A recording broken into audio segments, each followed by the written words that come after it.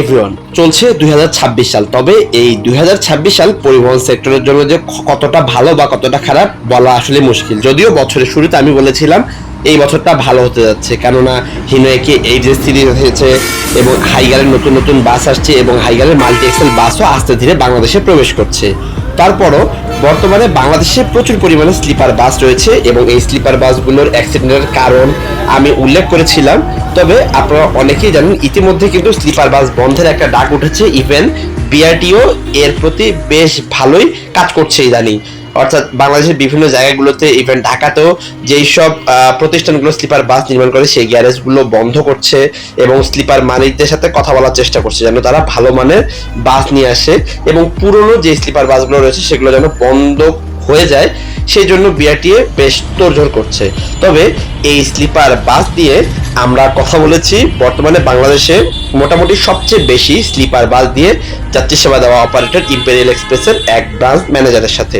চলুন তার সাথে কথা বলে জেনে নেওয়া যাক বর্তমান স্লিপার বাসের কন্ডিশন কি।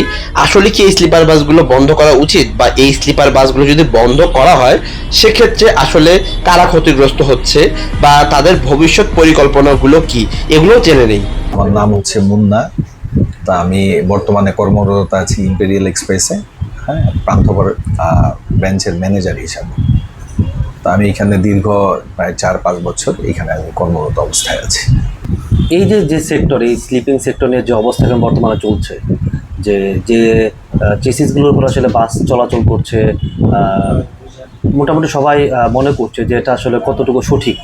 আপনারা এই সেক্টরের সাথে আছেন, একটা ব্যবসা এখন প্রায় 5-6 বছর ধরে এই পরিবহন মানে স্লিপার সেক্টরটা বাংলাদেশে একটা বড় সংখ্যক বাস এখন চলাচল করছে। তো এই মুহূর্তে আসলে এই ব্যবসা মানে স্লিপার বাসগুলো যদি সরকার এখন যে অবস্থায় আছে যদি বন্ধ করে দেয়, গতকালকে একটা আন্দোলন হলো যাতে বন্ধ না করে একটা নীতিমালার মধ্যে নিয়ে আসে। তো আমাদের কাছে মনে হয় যে একটা নীতিমালা দরকার, এটা বন্ধ না করে, কারণ এটা একটা লাক্সারি, মানে যদি একটা ভালো মানের চেসিসের উপরে বাসগুলো তৈরি হয় একটা লাক্সারি সেবা হবে এবং মানুষ আরামদায়ক হিসাবে কিন্তু মানুষ এখন ভ্রমণ করছে এবং ভবিষ্যতে আরো ভালো সেবা যেতে পারে। তো এদিক থেকে আসলে আপনি কি মনে করছেন বর্তমান অবস্থায় এই বাজারটাকে? আচ্ছা, তো এর আগে আমি কিছু প্রাথমিক কিছু মানে সংযুক্ত করতে চাই। ব্যাপার হচ্ছে স্লিপার বাস এইটা আসলে আমাদের না, এটা আমরা যাত্রীদের চাহিদার উপরে কিন্তু স্লিপার বাসের কিন্তু দিন দিন এটার কিন্তু ভালো পরিচিতি লাভ করছে। এমন না যে আমরা যাত্রীদের মানে স্লিপার বাসটা চাপিয়ে দিয়েছি, যাত্রী এটার উপরে স্যাটিসফাই ছিল। আমরাও দেখলাম যে মানে বিজনেস ক্লাস ইকোনমি থেকে স্লিপারটার প্রতি যাত্রীর প্রচুর চাহিদা। তো স্বাভাবিক, আপনি যখন ব্যবসা করবেন অটোমেটিকলি আপনি কিন্তু মানে চাইবেন যে এটার চাহিদা, ওইটাই তো আপনি ইয়ে করবেন। তো স্লিপার বাসের চাহিদার কারণেই আমাদের কিন্তু আজকে এত স্লিপার বাসের বৃদ্ধি। তো এখন সরকারের যেটা মানে ওরা যে মানে সরকার যেটা বলতেছে যে না এই বাস বন্ধ করে দিবার জন্য এই বাস চলবে না। তো এখন আমার যে প্রশ্নটা, তো এইটা তো স্লিপারটা একদিনে তৈরি হয়নি। আপনি ধরেন দেখা যাচ্ছে 2021 থেকে কিন্তু এটা ডে বাই ডে আজকে 6-7 বছরে মোটামুটি প্রায় 800-1000 স্লিপার বাস তৈরি হয়ে গেছে। তো এখন তাৎক্ষণিকভাবে যে তারা বন্ধ করে দিতেছে, তাৎক্ষণিকভাবে যে সরকার বলতেছে যে না বন্ধ করবে, তো আপনি 5-7 বছরে আজকে এত হাজার কোটি টাকা, আজকে 1000-2000 কোটি টাকার সম্পদ, এটা দেশেরই সম্পদ। তো ক্ষতিটা আলটিমেটলি কার? সরকারের ক্ষতি মানে হচ্ছে মানে আমাদের ক্ষতি মানে সরকারের ক্ষতি। তো এইটার ভিতরে দেখা যাচ্ছে আপনার বেকার সমস্যা তৈরি হবে। এরপরে যাত্রীরও স্বাচ্ছন্দ্য, এমন না যে আমরা জোর করে দিতেছি, যাত্রী চাচ্ছে স্লিপার বাসে।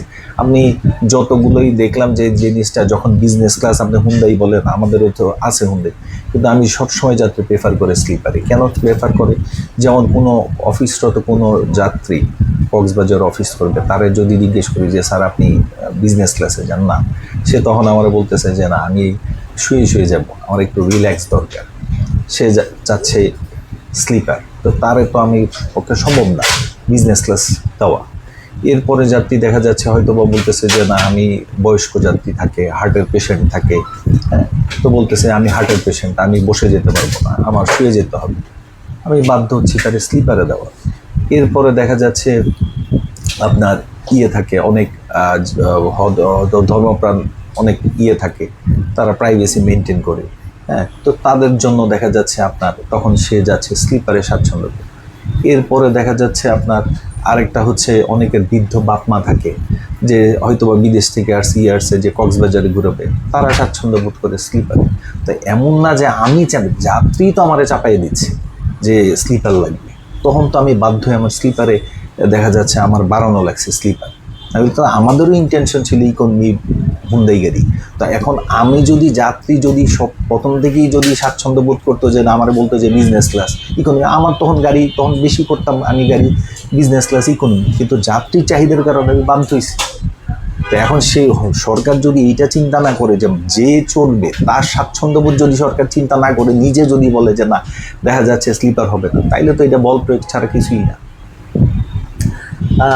এইখানে যদি একটু বলি যে স্লিপার অবশ্যই স্বাচ্ছন্দ্যের এবং অবশ্যই একটা আরামদায়ক জার্নি বা আরামদায়ক বাস, কিন্তু বাংলাদেশের যে চেসিসটার উপর স্লিপার করা হচ্ছে এটা নিয়ে আসলে আপনারা কতটুকু মানে যুক্তিযুক্ত মনে করেন, এবং এখানে ভালো মানের চেসিস যদি থাকতো বা সেক্ষেত্রে আসলে এইটাকে আরও লাভজনক এবং আরও আরামদায়ক করা যেত কিনা, আপনি আসলে এটা নিয়ে কি মনে করেন? আচ্ছা, এখানে আরেকটা কথা হচ্ছে, দেখেন স্লিপার বাস তো এরকম না যে একদম বাংলাদেশে আরো 20-25 বছর 30 বছর আগে আসছে, এরকম তো না। তো এইটা দিয়ে একটা এক্সপেরিমেন্ট হয়তো বা ফার্স্টে চালাইছে যে না স্লিপার সার্ভিসের চাহিদা করবো, আমি চাইলেই তো একটা বিদেশ থেকে একটা গাড়ি এনে আমি দিয়ে দিলাম, যদি যাত্রী না হয়। এখন সিচুয়েশনটা এরকম মার্কেটের উপর ডিপেন্ড করে। এইটা একটা এক্সপেরিমেন্ট আমরা চালাইছি, দেখছি ভালো রেসপন্স, যাত্রী নিচ্ছে। আর যেহেতু বিদেশ থেকে যখন আপনি একটা গাড়ি আনবেন তখন অ্যামাউন্টেরও একটা ব্যাপার আছে। আপনি বললেই তো যে না, আপনি দেখা যায় 2-3 কোটি টাকা খরচ করে গাড়ি আনবেন, দেখা যাচ্ছে ধরেন 20টা গাড়ি আনলেন, সেইখানে 60-70 কোটি টাকা পড়ে যাচ্ছে। তো এতগুলা গাড়ি মানে টাকা আপনি ইনভেস্ট করে দেখা যায় হুট করে আপনি নিয়ে আসবেন, কিন্তু বাজার মার্কেট অ্যানালাইসিস নাই, এক্সপেরিমেন্ট নাই। তো সেই ক্ষেত্রে তো এখন যেহেতু বুঝতে পারছি যে স্লিপারের ভালো চাহিদা, হ্যাঁ সরকার যদি বলে আমরা আনবো, যেহেতু এটা চাহিদা আছে। কিন্তু সমস্যাটা হচ্ছে এখন আমরা যেই গাড়িগুলো এখন যেগুলো আছে 800-1000 স্লিপারের মতো যে এতগুলো গাড়ি, এই গাড়িগুলো কোথায় যাবে? এই গাড়িগুলোর কি হবে? এখন ইয়েটা হচ্ছে যেই জিনিসটা, এই গাড়িগুলা যদি সরকার দেখা যাচ্ছে যদি মানে বন্ধ করে দেয়, ধরলাম যে গাড়িগুলো বন্ধ করে দেয়, এখন যেই গাড়িগুলো তারা বিভিন্ন কোম্পানি থেকে নিছে, ইফাদ থেকে বলে বিভিন্ন কোম্পানি থেকে নিছে, তো এই গাড়িগুলোর কিস্তি দিতে হবে না? তো এখন যখন কিস্তি যখন প্রেশার দিবে তখন তো সে গাড়ি বসে রাখবে না, তার কিস্তি দিতে হবে। মাস শেষে এসে যখন বলবে যে ভাই আমার কিস্তি দেন, তখন তো সে গাড়ি চালাবে, তখন সে এগুলো ইকোনমি করবে। তো ইকোনমি করার পরে যখন 40 সিট করবে, কারণ তখন তো ব্র্যান্ডের থেকে তার কথা হচ্ছে তার কিস্তি দিতে হবে, এই গাড়িগুলো যেইভাবে হোক আমি কম প্রাইসে আমার চালাইতে হবে। তখন আপনার বাজারে যে আগে ইকোনমি ছিল, আপনার অন্য কোম্পানির যে ইকোনমি যদি 300-400-500 থাকে, তো এগুলা ইকোনমি হলে 800 আর 500 মিলে 1400-1500 গাড়ি হয়ে যাবে ইকোনমি। তখন দেখা যায় যাত্রী কম কিন্তু গাড়ি বেশি, তখন অটোমেটিকলি আপনার রেটটা ডাউন করবে, ফল ডাউন করবে। তখন নন এসির মার্কেটটা আরো খারাপ হয়ে যাবে, আরো করুণ অবস্থা হয়ে যাবে নন এসির মার্কেটটা। তো তখন দেখা যাচ্ছে হয়তোবা কিছু কোম্পানি আছে হয়তোবা চাচ্ছে না স্লিপারটা, কিন্তু আমার যেটা মনে হচ্ছে এখন যেটা ডিসিশন, এই যেই সরকারিভাবে যারাই সিদ্ধান্ত নিছে এতে আরো খারাপ হয়ে যাবে। কিন্তু আমার যেটা মনে হয় এই গাড়িগুলো যেগুলো বলছে, এই গাড়িগুলোর খুব একটা মেয়াদও নাই, খুব একটা সময়ও নাই। কারণ যেহেতু বারবার বলতেছে, সবাই বলতেছে এইগুলা নিম্নমানের চেসিস, এটা আচ্ছা ধরে নিলাম নিম্ন, কিন্তু এগুলো সর্বোচ্চ আর 2-3 বছরই চলবে। এই 2-3 বছর চললে অটোমেটিকলি এই 2-3 বছর পরে আপনারা যদি এটা বন্ধ করে দেয় সরকার, যে এই চেসিসের উপর কিচ্ছু হবে না, বন্ধ হয়ে গেল, অটোমেটিকলি 2-3 বছর পরে অটোমেটিকলি আমি নতুন গাড়ি আনতে বাধ্য। কিন্তু এগুলো যদি দেখা যায় ইকোনমি বাজে, এই 2-3 বছরে তো ইকোনমি যাত্রী থেকে ইকোনমি গাড়ি মানে পরিমাণ হয়ে যায় অনেক বেশি, তখন প্রাইস হয়ে যাবে লো, সবাই ক্ষতিগ্রস্ত। শুধু যে আমরা তো ক্ষতিগ্রস্ত, আমরা তো শেষই, কিন্তু বাকিরা তখন দেখা যাচ্ছে যেই টিকিটের প্রাইস 670 আপনি নন এসিতে বিক্রি করেন, তখন সে কিস্তির জন্য বিক্রি করবে 300 টাকা 400 টাকা। এটা আমার দেখা, বুঝলাম আপনার স্লিপারটা 2003 সালে, এটা ব্যাপক 24 সালে, কিন্তু এর আগে আপনার 21, 22, 23 সালে আমি তো এরকম অনেক কোম্পানি নন এসি দেখছি যে এসি বিক্রি করতেছে, দেখা যায় নন এসি বিক্রি করতেছে 670 টাকা বা ইয়েতে 630 টাকা, এরকম বিক্রি করতেছে, এসি বিক্রি করতেছে হলো 400 টাকা 500 টাকা। তো এইটা তো ব্যাপক সমস্যা হবে আরো বেশি। তা আমার যেটা সরকারের কাছে সবার কাছে বিনীত অনুরোধ, যেহেতু করেই ফেলছে, করে ফেলছে, আরো 2-3 বছর পর এগুলো এমনিই ঝরে যাবে। কারণ এগুলার এমন না চেয়েছে যে একদম খুব হাই কোয়ালিটির, এগুলার টেম্পারমেন্ট হয়তো বা কিস্তিটা শেষ হয়ে গেলে, যারা যারা আছে কিস্তি শেষ হয়ে গেলে অটোমেটিকলি তারাই ছেড়ে দিবে। কারণ এইটা তো আলাদা একটা মানে অন্যরকম একটা প্রেশার, আমি টাকা দিয়ে প্রেশার কিনছি। তো এখন আমার যেটা সবার কাছে মানে অনুরোধ থাকবে, সবার কাছে, সরকারের কাছে, আমরা তো আর বাইরে কেউ না, আমরা তো এই দেশেরই। আর এই সম্পদ নষ্ট হইলে তো সরকারি টাকা তো আমরা তো ট্যাক্স দিচ্ছি, এসি গাড়িতে কি আমরা ট্যাক্স দিচ্ছি না? তাহলে নন এসিতে সরকার ট্যাক্স পাচ্ছে না, কিন্তু এসি গাড়িতে তো সরকার ট্যাক্স পাচ্ছে। এখন সবাই মানে আমাদের আসলে শত্রু ভাবাপন্ন বা যেটাই হোক, হয়তোবা ঠিক আছে আমাদের হয়তোবা এটা একটা হয়তোবা আমাদের নির্বাচনে ভুল ছিল, সিলেক্টেডে আমরা ভুল করছি, কিন্তু উচিত মানে যেহেতু আমাদের একটা ভালো এক্সপিরিয়েন্স হয়ে গেছে, তো সামনে এইটা আমার কথা হচ্ছে স্লিপারটা বন্ধ করে দেখ, কোনটা নিম্নমানের স্লিপারে হবে না, মাল্টি এক্সেল আসুক, অন্য করে আস্তে আস্তে এটা বা রিকভার 2-3 বছরে হয়ে যাবে। কিন্তু এখন যদি এটা করতে চায় সবাই লুজার, আমরাও লুজার হব। তখন আমরা গাড়ি এগুলো তো কোনো কোম্পানি ফেলে দিবে না, কারণ যেহেতু কিস্তির জন্য, তখন অন্য কোম্পানিগুলোও হ্যাসেল করবে, নন এসি স্পেশালি প্রচুর হ্যাসেল হবে।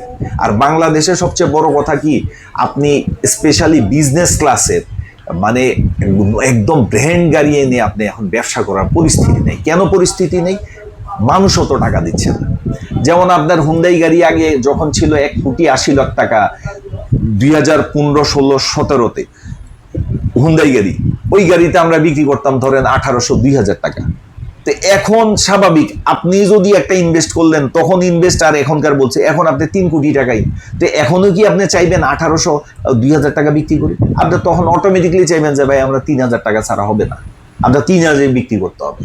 তো 3,000 টাকা যদি বিক্রি করি, বুঝলাম আপনি ঢাকা থেকে দিলেন, আসার সময় কক্সবাজারে ওইখানে পারবেন আসার সময়, তখন ওইখানে বিক্রি করে ওরা 1,200-1,300, কিছু করার নাই, কারণ এমন ভাবে করেছে আমরা অসহায়, আমরা তো 1,200 তো এই গাড়ি দেখা যায় তেলের পয়সা উঠবে না, তো কয়দিন চালাবো?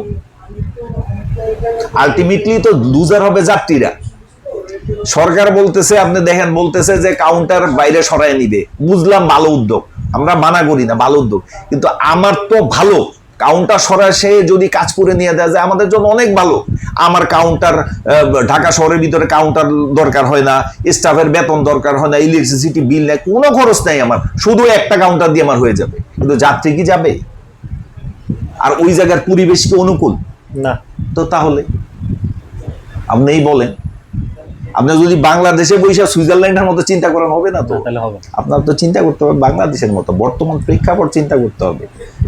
আমার দেশে থাকে না গ্যাস, থাকে না ইলেকট্রিসিটি, থাকে না পানি, রাস্তায় যানজট, তো তাহলে সরকার আপনাদের বাস মালিক সমিতিদের কেমন সাপোর্ট দিচ্ছে এখন?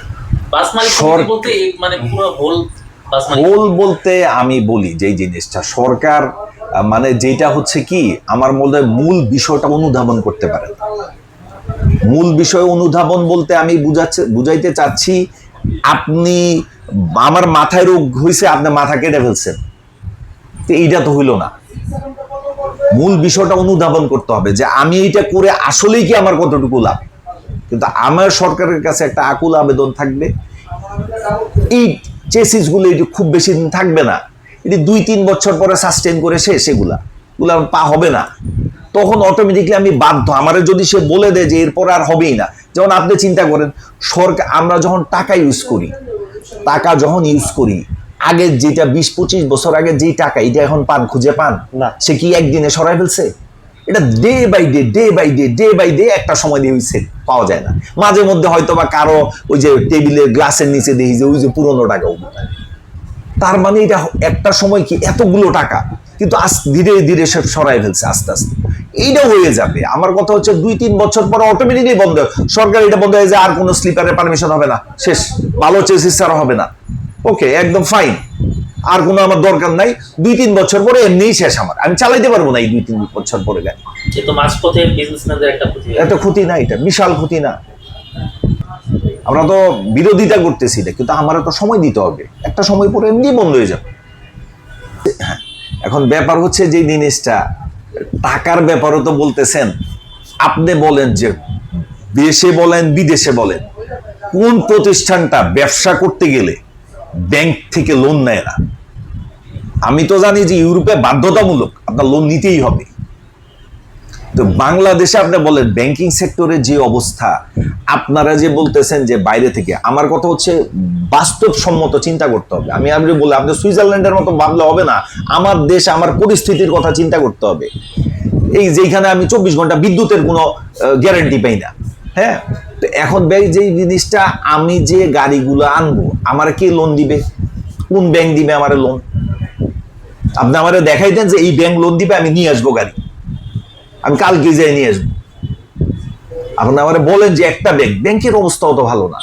ব্যাংকে তো যেইটা ধরেন মানে কি বললাম, যেমন ওই যে চিটাং এর যেই ইয়ারা পাইকারি বিক্রেতা, ওরা এখন ব্যাংকে দিলে ব্যাংক লোন দিবে। আপনি ব্যাংকে যদি বলেন যে এটা 100% এখানে আপনার ফিরে আসবে, কামব্যাক করবে টাকা, ওই তারপরে ব্যাংক দিবে না, কারণ নাই তার কাছে টাকা। তাই সেইখানে আমি গাড়ির ক্ষেত্রে যদি করি, সে কখনোই করবে, কখনোই করবে না, কখনোই দিবে না আমারে।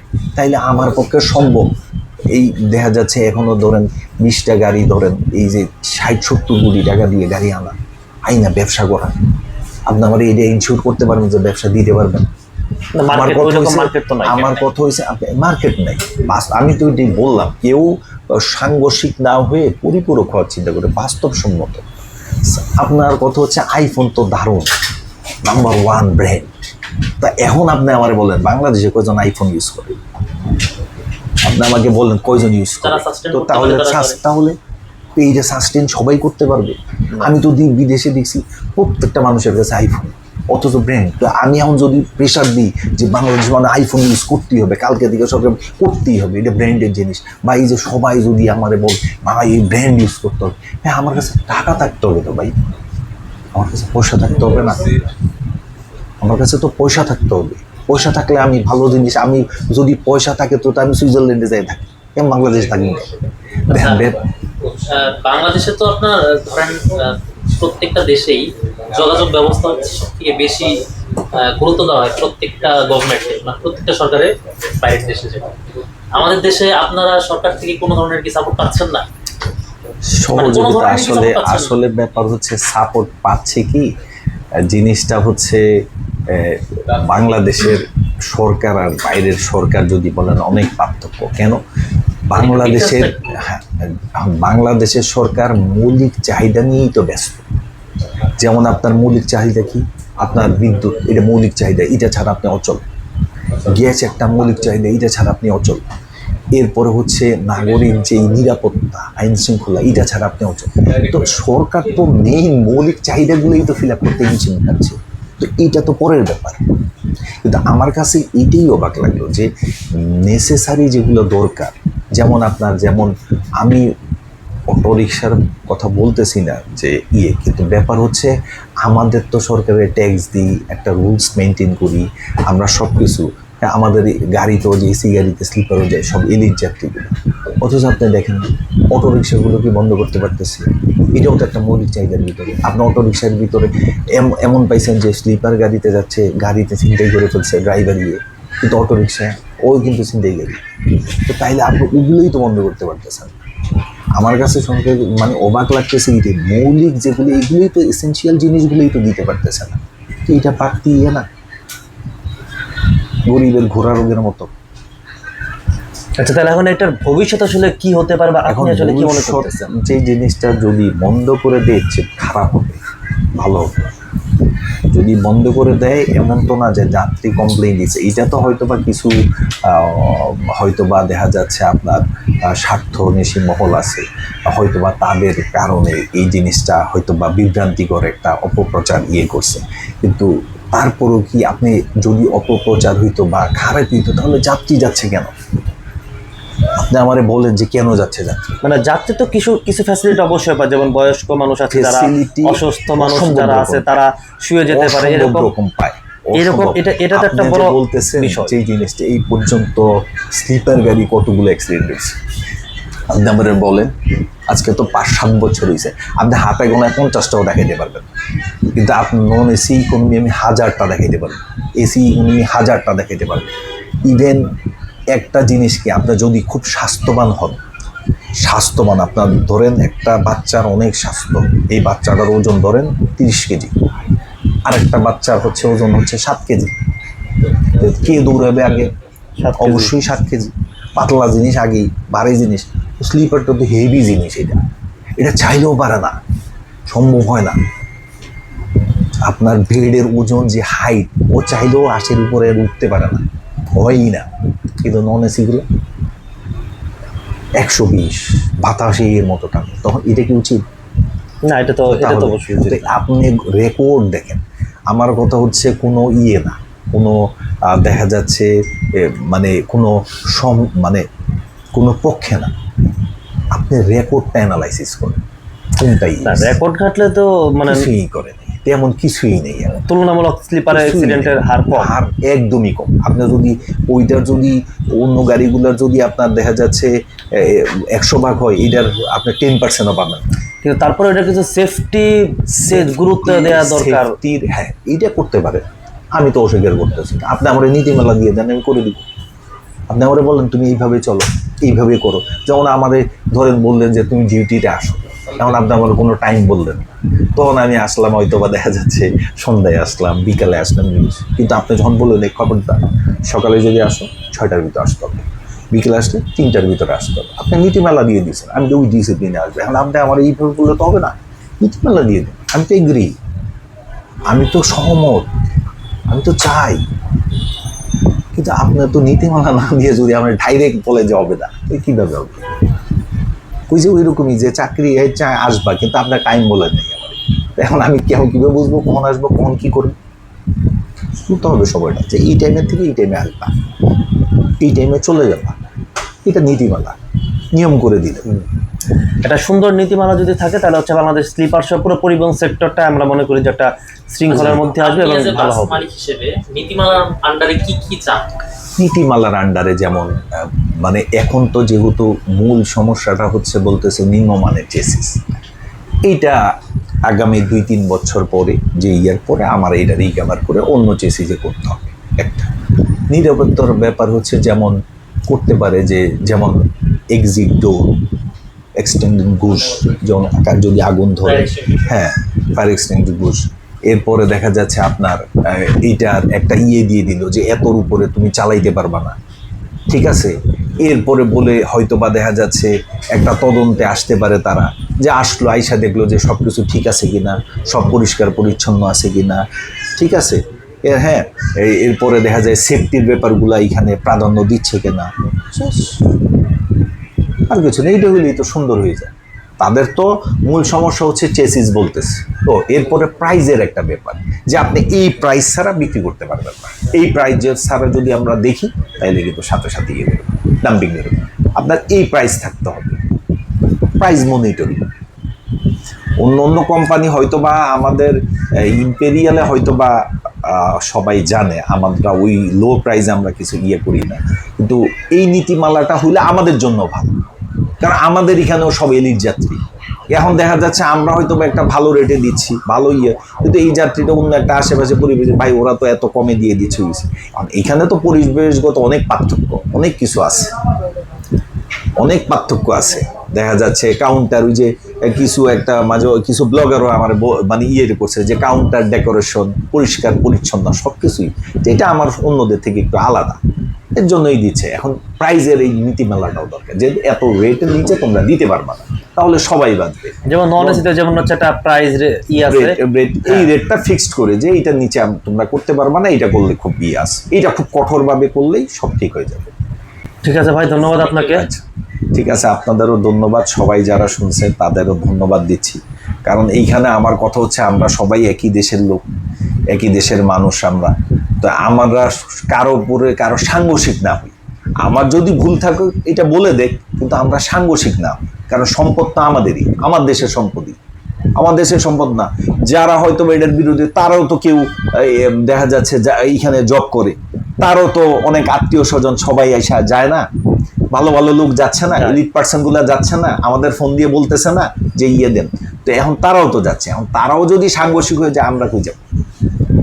আমরা তো চাচ্ছি সমমর্মিতা, আমরা চাচ্ছি পরিপূরক হয়ে কাজ করব। এখানে তো দেখা যাচ্ছে বুঝছি আমাদেরকে বলতেছে যে নিম্ন মাসের চেয়েছি, ঠিক আছে আমি এটা শুধরাই নিব, আমরা বলছে আমি এটা শুধরাবো, আমাদের একটু সময় দিতে হবে তো।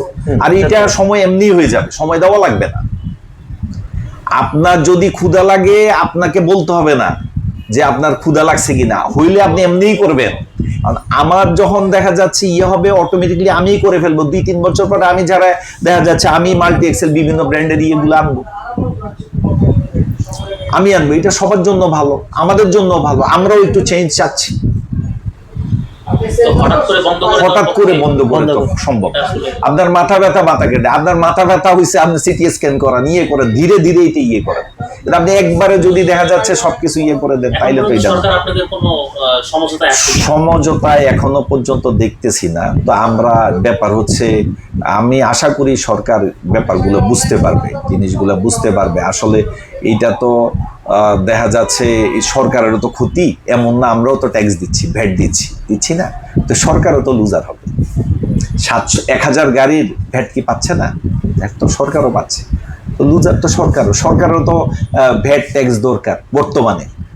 বর্তমানে রিজার্ভ ঘাটতি যেটা, আমরাও তো কিছুটা দেখা যাচ্ছে অভাব পূরণ করতেছি, তা আমাদের ব্যাপারগুলো দেখতে হবে না? আমার যদি নন এসি হইতো আমি এইভাবে বলতে পারতাম না, তা আমি তো দিচ্ছি ভ্যাট।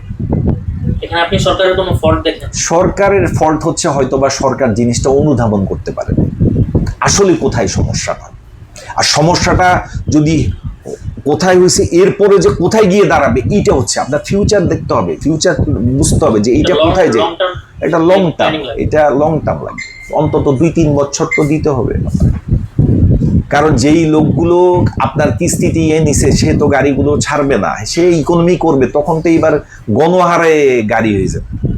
গণহারে কেন? কারণ অন্য কোম্পানি যে ইকোনমিগুলো হয়তো বা মার্কেটে চলে না সেও নিয়ে আসবে, তখন এইগুলা প্লাস ওগুলা মিলে যাত্রী থেকে গাড়ি বেশি, তখন তারাও দোষারোপ করবে রেট কম বিক্রি করতেছো, এই বিক্রি করতেছো, কিছু করার নেই তো। তখন বাজার তো এমনিই খারাপ।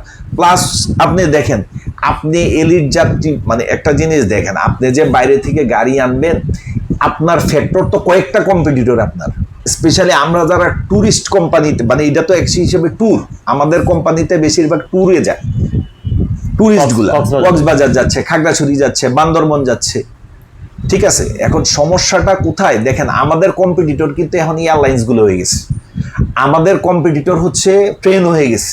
এখন আসেন কিভাবে ট্রেন হয়ে গেছে, এয়ারলাইন্স হয়ে গেছে।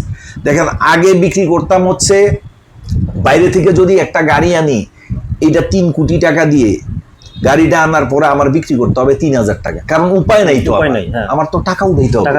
এখন যাত্রী এসে বলবো আপনি 3000 টাকা দিয়ে আমি কেন কক্সবাজার তো এয়ারলাইন্সে যাইতে পারি 4-5 হাজার টাকা দিয়ে, আমার সময় বাঁচলো, কেন আমি যাব? দেখেন আমি এখন কিন্তু ওই যাত্রীগুলো কিন্তু পাচ্ছি না, যে একদম এই টপ এলিট যারা দেখা যায় সব এয়ারলাইন্সে চলে যায়। এখন বাকিগুলো যায় ট্রেনে চলে যায়। তো ট্রেনে চলে গেলে দেখা যাচ্ছে আপনি বলেন আর যাত্রী কয়জন সমষ্টি আর কতজন পাই, ওদের গুলা শেষ হইলে পরে আমি পাই। তো এর ভিতরে যদি এই কাজও করে তো আমি তো নাই হয়ে যাব, আমি না সবাই লুজার হবে। এটা এখন বুঝতে পারতেছে না, কিন্তু লুজারটা যে হবে পরে বুঝতে পারবে, দীর্ঘমেয়াদী ক্ষতি। রাশিয়া ইউক্রেনের যুদ্ধে ইউক্রেন বুঝে নাই যে এই পর্যায়ে আসবে, এখন বুঝতেছে কেমন লাগতেছে, কতটা ক্ষতিপূরণ। আমরা যদি ফিউচারটাই বুঝতে পারতাম তাইলে তো আমরা জীবনে সব ব্যাপারেই সাফল্য লাভ করতাম। আমার যে সরকারের অনুধাবন করতে হবে এইটা কোথায় যায় দাঁড়ায়, সবাই লুজার হবে একটা সময়, সবাই লুজার। কারণ এই গাড়িগুলো ফেলবে না, কেটে এগুলো ইকোনমি বানাবে, তখন অটোমেটিকলি প্রাইস একদমই ডাউন, সবাই শেষ। তখন আর ভালো গাড়ি বলেন কোনো গাড়ি আনার প্রতি কেউই আগ্রহ করবে না। এখনই তো যে মার্কেট তাতে কেউ আগ্রহ করতেছে না, তাহলে আপনি বলেন, কারণ ঢাকা কক্সবাজারে 1000-1200 টাকা কিছু মানুষ হয়তো বা বলতেছে, কিন্তু বাস্তব প্রেক্ষাপট তো বুঝতেছে না। ব্যবসা করে কয় টাকা কি করবে আমরা বুঝতেছি, কয় টাকা লাভ আর কি অবস্থা। ঠিক আছে ভাই, ধন্যবাদ আপনাকে সময় দেওয়ার জন্য। আপনাদেরও ধন্যবাদ, যারা শুনছে তাদেরকেও ধন্যবাদ।